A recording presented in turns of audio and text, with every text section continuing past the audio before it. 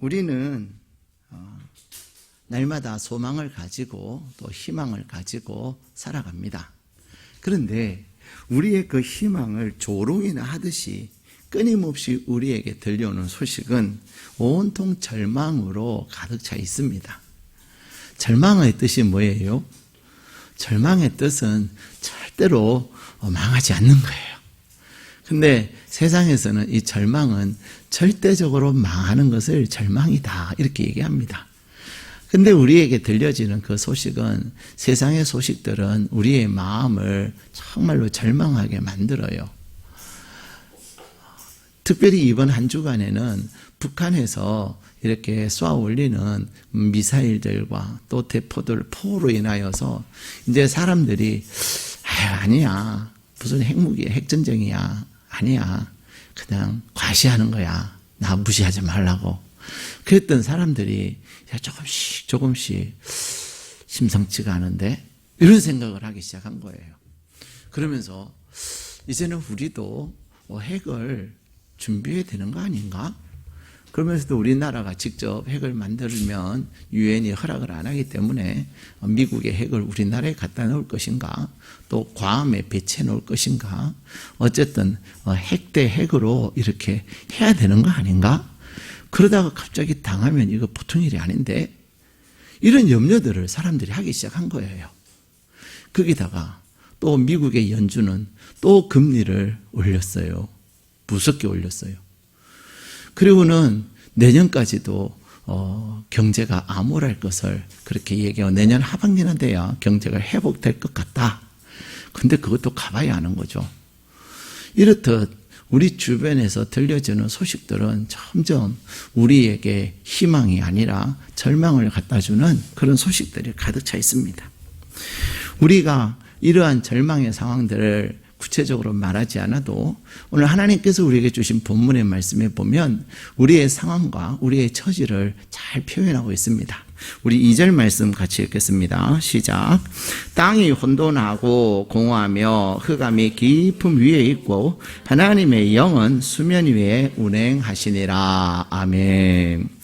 여기에 보면 하나님께서 천지를 창조하시기 전에, 하나님의 창조의 은혜가 있기 전에 땅의 모습을 설명하고 있는데, 그것이 뭐냐면 바로 혼돈이라고 하는 것입니다. 또한 공허하고 흑암이 깊음 위에 있었다 이렇게 설명을 하고 있습니다. 이 혼돈이라고 하는 것은 어떤 거냐면 무질서한 거예요. 질서가 없는 거예요. 하나님께서 천지를 창조하시기 전에는 이 모든 산남한상이 어떤 규칙에 의해서 질서에서 움직여졌던 것이 아닌 거죠. 그냥 제멋대로 움직여졌던 거예요. 뿐만 아니라 공허했고 그리고 어둠이 깊었다라고 설명하고 있습니다. 근데 이 창조전의 이 말씀 상황들은 오늘 우리가 이 시대를 살아가는 저희들의 상황과 저희들의 그 형편과 너무나도 비슷해요. 오늘날 사람들은 얼마나 혼돈 속에 살아가고 있는지 모릅니다. 혼돈하다고 하는 건 질서가 없는 거지요. 그래서 위아래의 질서도 없고, 또 내가 무엇을 해야 되는지 내 삶의 방법에 있어서도 질서가 없어요. 그러다 보니 사람들은 자꾸만 내가 어떻게 해야 되지? 내가 무엇을 해야 되지? 늘 불안해하고 초조해합니다. 무엇을 하면서도 답답해합니다. 확신이 없거든요. 우리의 마음이 혼돈하기 때문에 그렇습니다. 거기다가 또 공허하다고 말하고 있습니다. 우리는 얼마나 잘 사는 나라에 살고 있는지 몰라요. 여러분들이 해외를 가보시면 이제는 가까운 일본도요, 엄청나게 배고프게 살아요. 가난하게 살아요. 그래서 일본 나라에서조차도 이제는 우리가 한국에게 역전당했다 이렇게 양심 있게 얘기하는 사람들이 있습니다. 여러분들이 일본 여행을 가서 식당에 가면 정말로 가난해요. 우리는 얼마나 풍성한지 몰라요. 특히 한식 뷔페 같은 데 가보세요. 정말로 저렴한 가격으로 얼마나 많은 음식들이 준비되어 있는지 몰라요. 우리가 또 식당에 가도 사람들이 먹고 주문을 했다가 다 먹지 않고 버리는 음식들이 진짜 많습니다. 예. 뿐만 아니라 사람들이 갖추고 있는 그 모든 것들이 얼마나 꽉꽉 채워져 있는 것 같지만 중요한 것은 그 사람의 마음은 공허하다는 것입니다. 우리가 물질적인 것으로, 물질적인 그 어떤 것으로 우리를 이렇게 치장을 하고 또 나의 어떤 것으로 내 내면을 자꾸만 채운다고 우리가 풍성해지는 게 아니에요. 그러면 그럴수록 사람들은 더 공허해지는 겁니다. 그래서 오늘날 사람들이 우리 파주가요, 미국에도 파주의 커피가 유명하다고, 파주의 빵집이 유명하다고 미국에도 소문이 났어요. 제가 이번에도 미얀마를 갔을 때 미국에서, 미국 샌프란시스코에서 오신 뉴비전 교회 목사님과 그 치과 선생님과 몇 사람이 그 파주에 그 빵집이 유명하다며요. 그래요. 미국에서요, 파리바게트는 정말로 유명한 고급 빵집으로 통합니다. 여러분은 파리바게트 빵 좋아하세요? 저는 파리바게트 호떡만 좋아해요. 사람들이요, 파리바게트, 우리는 얼마나, 미국 사람들은요, 파리바게트 빵집의 빵을 엄청나게 좋아하고 막 엄청나게 럭셔리하게 생각하지만 우리는 그냥 평범한 빵으로 생각을 하는 경향들이 참 많아요. 롤케이크 얼마나 맛있어요. 근데도 여러분들, 우리는 별로 그렇게 생각하지 않아요. 제가 이번에도 문질이라는 곳이 있더라고요. 하여튼 동네 이름이 희한해요. 문질이 545라고 하는 카페가 있더라고요. 제가 가봤어요. 갔다가 웃으시는 분들은 다 갔다 오신 분 같아. 와, 세상에 도대체 파주가 아니에요. 거기는 세계 어디다 내놔도 세계적인 그런 카페예요. 어마어마하게 큰 카페예요. 거기에다가 그 아열대 식물들을 그게 가득 채워놨어요. 그 푸르름이 얼마나 멋있는지 몰라요. 거기다가 지금은 이제 황금 들녘으로 바뀌었는데 밖에는 황금 들녘이 쫙 펼쳐져 통유리로 쫙 엄청나게 넓어요. 저는 지금까지 민스터담이라고 하는 바로 그 건너편에 있는 그 카페가 제일 대단한 줄 알았는데 민스터담이 이제는 명함을 못 내밀게 됐어요. 와. 그런데 우리는 살고 있다니까요. 사람들이 그 창을 바라보면 쫙 의자들이 수없이 많은 의자들이 놓여 있어요. 그런데 중요한 것은 그렇게 맛있는 빵을 먹고 그렇게 맛있게 커피를 마시면서도 또 거기에 스파게티 같은 것들이 있어요. 그런 것을 먹고서도 다음에 또 뭐 할까? 그런다는 거죠. 그것으로 채워지지 않는다는 거예요. 우리에게는 채워지지 않는 공허함이 있는 거예요. 그래서 사람들은 먹어도 배부르지 아니하고 마셔도 해갈이 되지 아니하는 그 공허함이 오늘 이 시대를 살아가는 우리에게는 얼마나 많은지 몰라요. 뿐만 아니라 오늘날 이 세상이 얼마나 밝아요. 특별히 우리나라는요, 엄청나게 조명이 잘 돼 있어요. 이제는 조명을 하다 어디까지 조명을 했냐면 건널목에도 조명을 해놨어요. 세계 이런 나라가 어디 있겠습니까? 그래서 빨간불이 켜지면 그 길바닥에 바짝바짝하고 또 녹색불이 켜지면 건너가라고 녹색불이 이 사거리 주변에 바짝바짝하고 또 어떤 데는 그것도 못해가지고 길바닥에다가 이 LED 등을 박아가지고요, 다 건널목을 이렇게 표시를 해놓고 비행기 할 줄로 지나가는 줄 알았어요. 그렇게 이 나라가 밝고 밝은데 사람들의 마음은 어둡다는 거예요. 우리는 밝은 조명 아래에서 살아가지만 내 마음은 어두움과 캄캄함으로 가득 차 있더라는 겁니다. 그런데 오늘 하나님께서 저희들을 예배의 자리에 부르신 하나님께서 저희들에게 말씀하시기를 빛이 있어라 말씀하고 계십니다. 오늘 본문 2절에 보면은 땅이 혼돈하고 공허하며 흑암이 깊음 위에 있었다.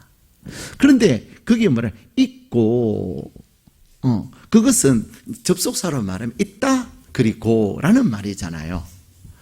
있다 그리고 거기에는 하나님의 영이 수면 위에 운행하시더라. 앞에 혼돈과 공허와 어두움은 부정의 의미인데 그 하나님의 영이 그곳에 운행하시더라는 거예요. 그런데 놀라운 것은 무엇입니까? 3절에 혼돈과 공허와 어두움이 가득 차 있는 그곳에 성령께서 하나님의 영이 운행하심으로 그곳에 놀라운 대반전의 역사가 일어나는 거예요. 혼돈과 공허와 어두움 가운데 있는 그곳에 이제는 빛의 역사가 일어나더라는 것입니다. 무엇을 통해서? 그곳에서 운행하고 있는 성령님을 통해서라는 것입니다. 사랑하는 여러분, 오늘 저와 여러분의 마음이 어떤 일로 혼돈되고 있습니까? 무엇 때문에 고민을 하고 있고, 내가 어떻게 하면 잘 살까? 내가 무엇을 해야 될까? 그리고 내가 또 어떤 곳을 가야 될까? 그런 일 때문에 고민하고, 그래서 잠 못 이루고 있지는 않습니까? 뿐만 아니라 먹어도 먹어도 배부르지 아니하고, 마셔도 시원하지 아니하고, 점점 더 마음은 공허해져가는, 세상적 어떤 부귀는 누리는지 몰라도 그러면 그럴수록 더 마음은 공허해 가지고 있지 않습니까? 사람들은 그런 얘기를 합니다. 고민이 많지요 하면 이제는 우리는요, 먹고 사는 고민을 말하지 않아요. 먹고 사는 것은 해결이 돼요. 그러나 정작 우리에게 중요한 고민은 뭐예요? 우리의 내면이에요. 내가 어떻게 내 마음이 풍성하고 내 마음이 잘 채워져서 항상 그 채워짐으로 인해서 기뻐하고 채워짐으로 인해서 감격하고 살 것인가? 그것이 우리의 과제인 것입니다. 거기다가 캄캄한 가운데 있는 저희들에게 희망이 되는 것이 뭐예요? 성령님이 우리 가운데 운행하시더라는 것입니다. 예수 그리스도를 구주로 영접한 저와 여러분 가운데 성령께서 계셔서 그 성령님이 여러분의 삶에 혼돈과 공허와 어둠 가운데 있는 저와 여러분의 삶에 빛의 역사를 허락하여 주실 줄 믿습니다. 오늘 주님은 우리에게 말씀하세요. 하나님께서 천지를 창조하시는데 이 창조에 보면은 놀라운 질서가 있어요. 혼돈 가운데 있는 이 우주를 하나님께서 이제 창조하시는데 엄청난 질서 가운데에서 창조하고 계신다는 것입니다. 어떻게 창조하세요? 어둠과 캄캄함과 혼돈 가운데 있는 이곳에 이제 하나씩 창조해 가시는데 그 혼돈을 무너뜨리고 계세요. 오늘 본문의 말씀에 보면은 빛이 있음으로 말미암아 어떻게 돼요? 어둠과 낮과 어둠이 구별되어지는 거예요. 둘째 날에는 또 하나님께서 말씀하셔서 어떻게 하죠? 물과 궁창을 구별하시는 거예요. 셋째 날은 또 어떻게 하십니까? 바다와 땅을 구별하세요. 다시 말하면 구별됨이 없이 혼돈되어 있는 그곳에 하나님께서 말씀하심으로 말미암아 이제 혼돈이 질서가 있는 세상으로 바뀌기 시작했다는 것입니다. 여러분의 마음속에 흐트러져 있고 복잡하고 그래서 어떻게 해야 될지 모르는 여러분들이 오늘 여러분 가운데 성령님을 구하십시오. 창조의 하나님, 창조의 성령님, 내 안의 혼돈을 이제는 질서 있게 구별되게 하여 주십시오. 내가 마음이 늘 복잡하고 산란합니다. 산란하고 복잡한 내 마음속에 성령께서 찾아오셔서 성령께서 나에게 새로운 재창조를 허락하여 주옵소서. 오늘 하나님께서 천지를 창조하심은 이제 우리에게 예수 그리스도를 통해서 새로운 재창조를 이루어가기를 원하시는 거예요. 이 말씀은 그냥 구약의 창조의 말씀으로 끝나는 것이 아니에요.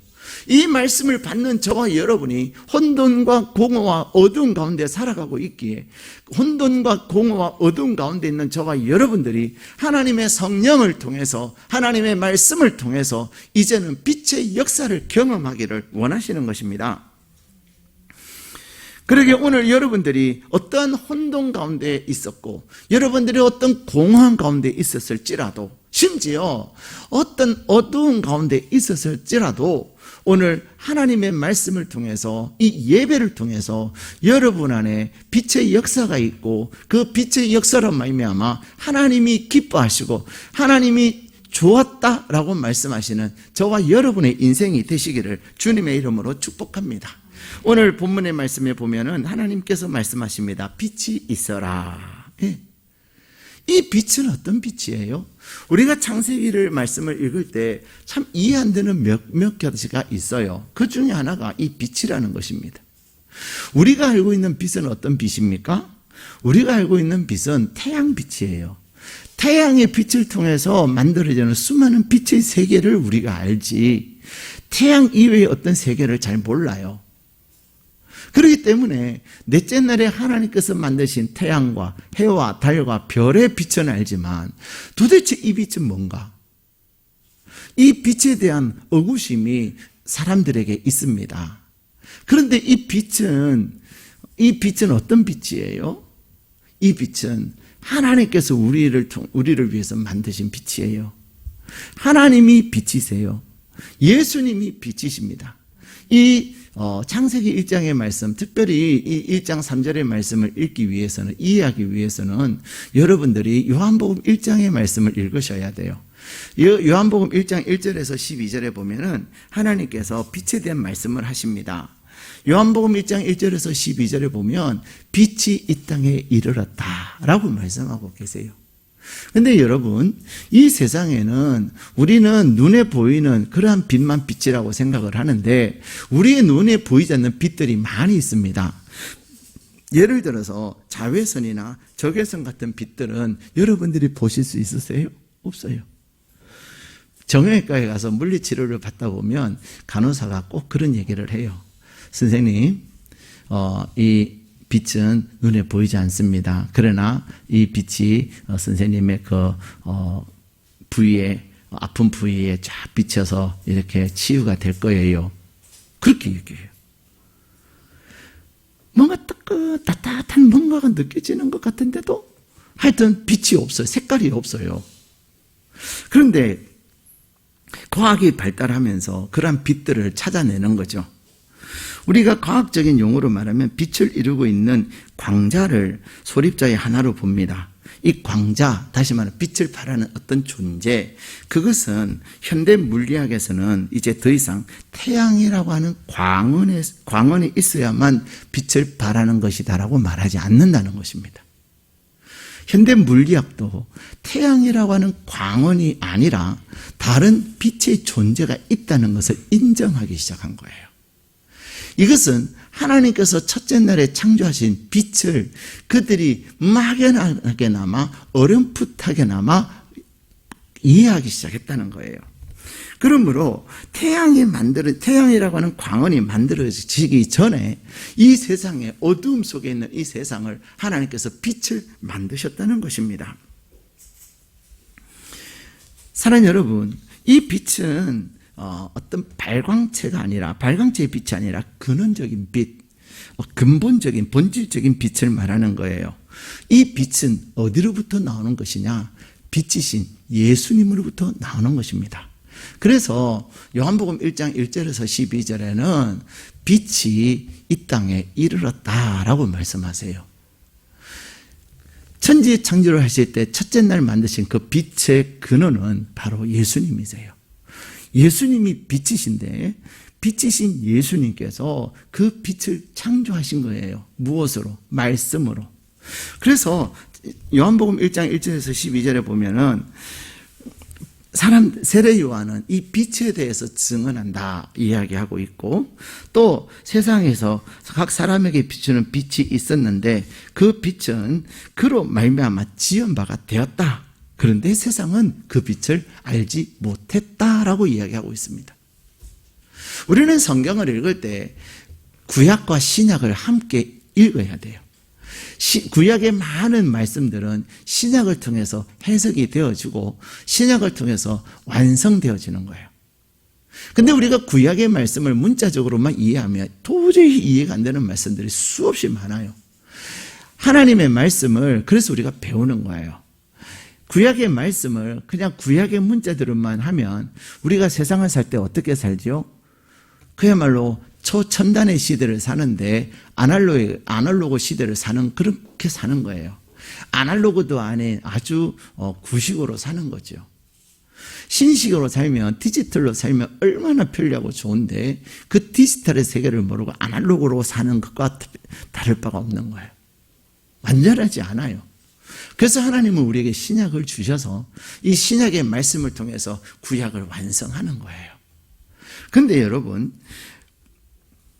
요한복음 1장에서도 이 빛은 예수님이다, 예수님을 두었다라고 얘기하고 있고, 고린도서 4장 6절에도 어두운 데에 빛이 빛이라 말씀하셨던 그 하나님께서, 창세기 1장 3절에 그 빛을 창조하신 그 하나님께서 예수 그리스도의 얼굴에 있는 하나님의 영광을 아는 빛을 우리에게 주셨다.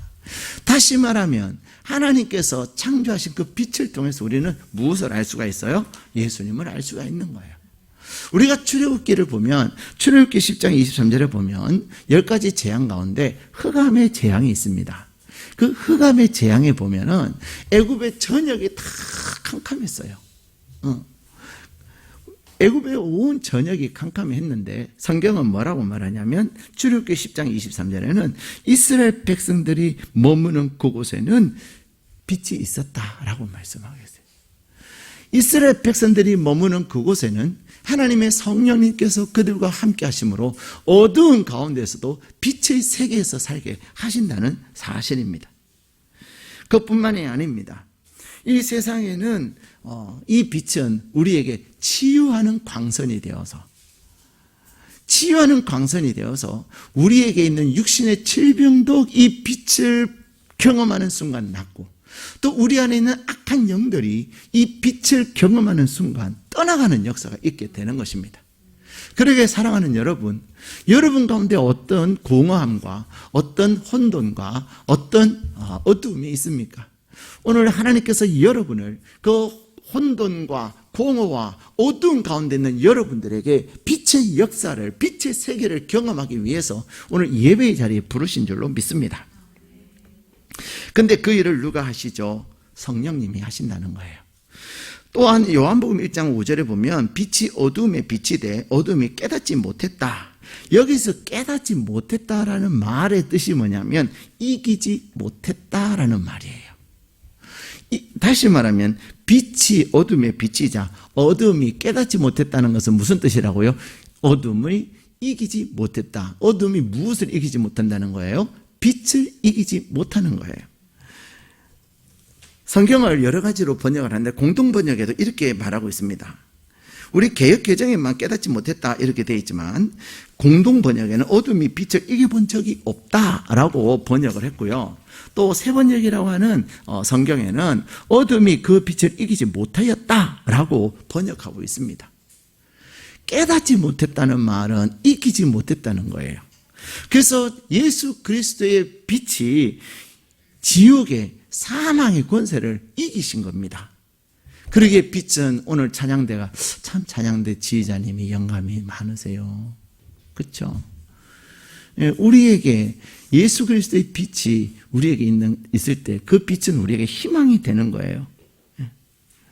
우리는 절망을 표현할 때 캄캄하다고 말합니다. 그런데 빛이 임하면 그 어두움이 떠나가고 절망이라고 생각했던 것들이 이제 희망으로 바뀌어지는 것입니다. 사랑하는 여러분, 오늘 하나님은 저와 여러분을 예배의 자리에 부르셔서 이 세상의 수많은 삶의 현장을 통해서 우리는 혼돈을 경험하고 또 공허함을 경험하고 또 어둠 가운데 거하고 있습니다. 그런데 빛이신 예수님께서 천지를 창조하시면서 빛을 창조하셨고 그 빛이신 예수님께서 우리 가운데 오셔서 성령님을 통해서 저와 여러분 가운데 운행하고 계시는 줄로 믿습니다. 우리 안에 거하시는 성령님께서는 예수 그리스도를 통해서 우리에게 놀라운 은혜를, 빛의 역사를 이루시는 거예요.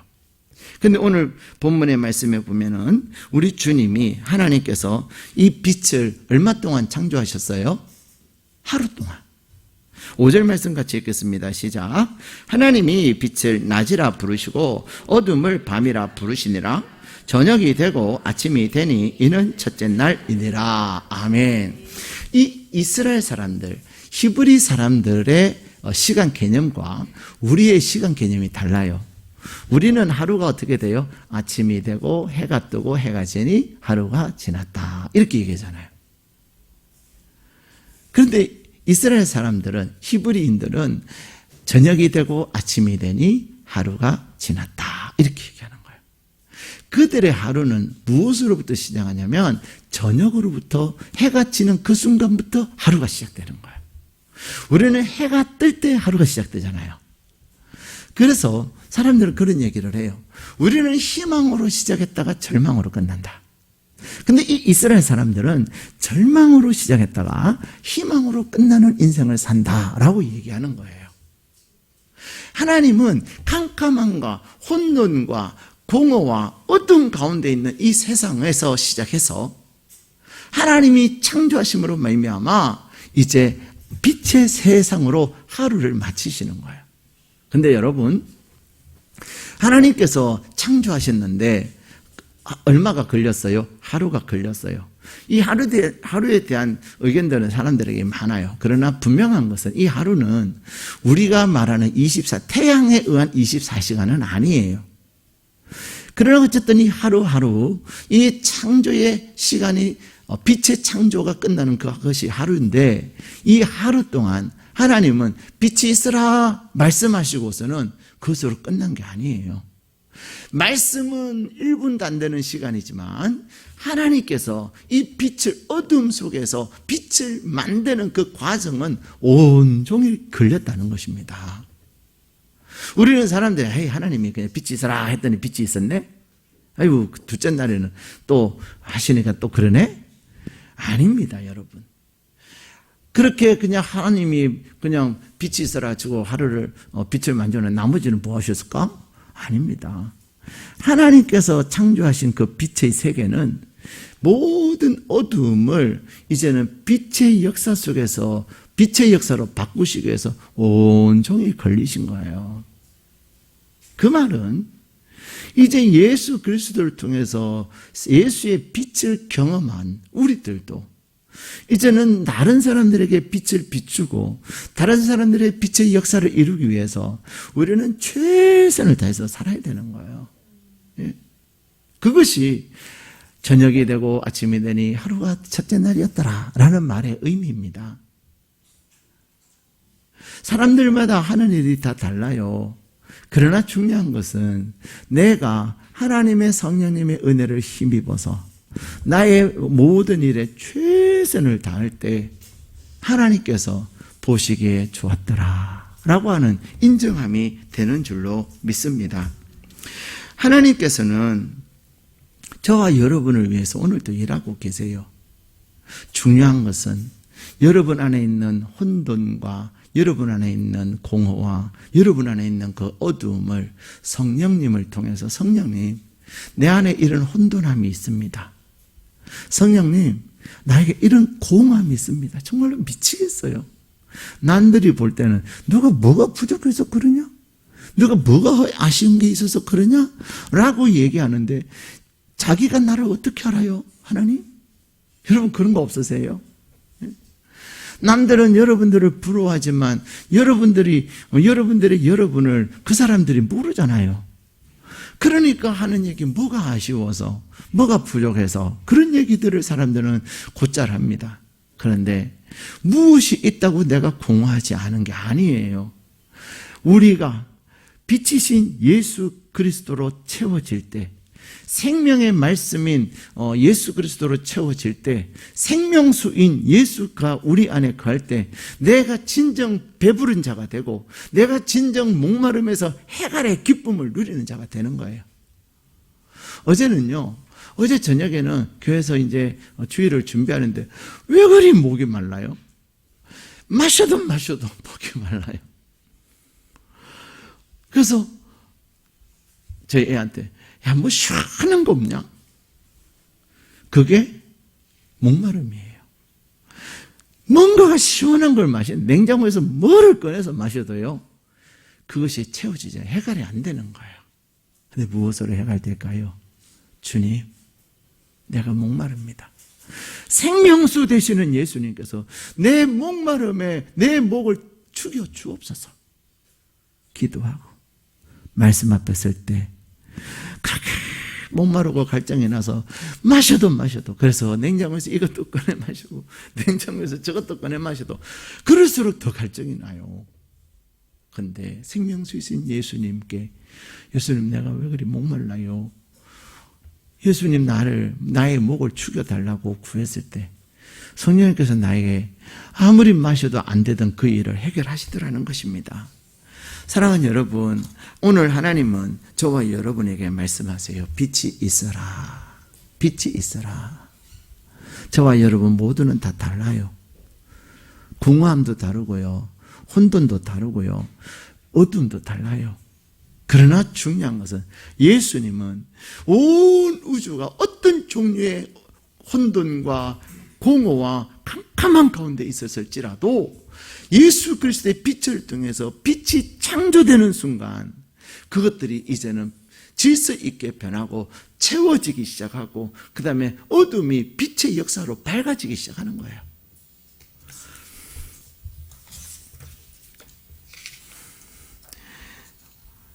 양화진에 가면 마포 저기 양화진에 가면 외국인 묘지가 있습니다. 기독교 외국인 묘지인데 거기에 가보면 한 500여 명의 묘가 있어요. 그 중에 유일하게 일본 사람의 묘가 있습니다. 그 일본 사람은 누구냐면 소다 가이치라고 하는 사람이에요. 이 소다 가이치라고 하는 사람은 1867년에 일본 야마구치에서 태어나서 그는 초등학교 교사를 하다가 그는 배를 타고 대만으로 갑니다. 대만의 독일 회사에 취업을 하고 그는 일을 하다가 자기 안에 꿈을 찾아서 갔던 그가 왠지 공허함과 외로움에 시달리기 시작했어요. 그래서 그 자신의 어떤 혼돈과 공허함과 그 어둠을 달리기 위해서 술을 마시기 시작한 거예요. 술을 마시고 또 마셔도 술을 마신 분들은 경험해 보셨겠지만 술을 마신다고 내 안에 있는 공허함이 채워집니까? 그냥 정신을 잃어버리기 위해서 마신다 그러더라고요. 어떤 분들은. 그러다가 이분이 마시다가 어느 날은 길에 쓰러져 있는 거예요. 근데 길에 쓰러져 있었던 그 자신이 딱 깨고 나니까 병원에 와 있더라는 거죠. 그래서 이분이 그래요. 아니 선생님 내가 어떻게 병원에 왔습니까? 라고 물었더니 이 소다 가이치한테 그렇게 얘기해요. 조선말을 하는 사람이 당신을 병원으로 데리고 왔습니다. 그래요. 그것을 듣고서는 이 소다 가이치는 자기가 진 사랑의 빛을 갖기 위해서 1905년에 한국으로 옵니다. 조선으로 와요. 1905년은 여러분이 아시는 것처럼 그 한일 합방, 그 을사조약이 있었던, 그래서 을사늑약이라고 말하잖아요. 우리나라의 그 주권이 빼앗기는, 군사력이 빼앗기는 그런 조약인데 그 을사늑약 그때에 한국으로 와요. 그리고는 고아를 섬기기 시작합니다. 그리고 3.1운동 때는 독립운동 하시던 분들을 돕기도 하고요. 또 일본이 전쟁을 하는 것도, 대동아 전쟁을 일으킨 것에 대해서 일본 정부를 향해서 전쟁을 하면 안 된다고, 당신들은 지금 각성을 해야 된다고 그러한 탄원의 글을 얼마나 많이 보냈는지 몰라요. 그리고 그분은 한국의 조선의 고아들 1000여 명을 돌봅니다. 그러는 그 과정 속에서 그는 일본 사람으로부터 엄청나게 탄압을 받고 박해를 받아요. 너가 미쳤냐고. 그런데 일본 사람들에게만 박해를 받은 게 아니에요. 조선 사람들은 조선 사람들대로, 아니 저 소다 가이치는 분명히 무슨 꿍꿍이가 있을 거야. 간첩일 거야. 그래서 우리에게 도와주는 척하면서 우리의 모든 것들을 또 일본에 다 알려주는 그런 총독부에 알려주는 그런 이중 간첩이야. 그러면서 또 인정을 못 받고 의심을 받고 그러고 살았어요. 근데 그는 일본 사람이 욕을 하든 조선 사람이 이중 인격자라고 의심을 하든 그것에 아랑곳하지 아니하고 묵묵히 구아들을 해방할 때까지 돌봅니다. 그리고 조선이 해방을 경험하자 그는 일본으로 가요. 왜 일본으로 가냐면 이제 나는 일본의 복음화를 위해서 일본에 가서 내가 경험한 예수의 빛을 전하기 위해서 나는 간다 라고 하고 간 거예요. 일본 전역을 다니면서 예수의 빛을 전하기 시작했어요. 그러다가 이제 말년에 임종이 가까이 오자 그는 나는 한국에 묻히고 싶다는 거예요.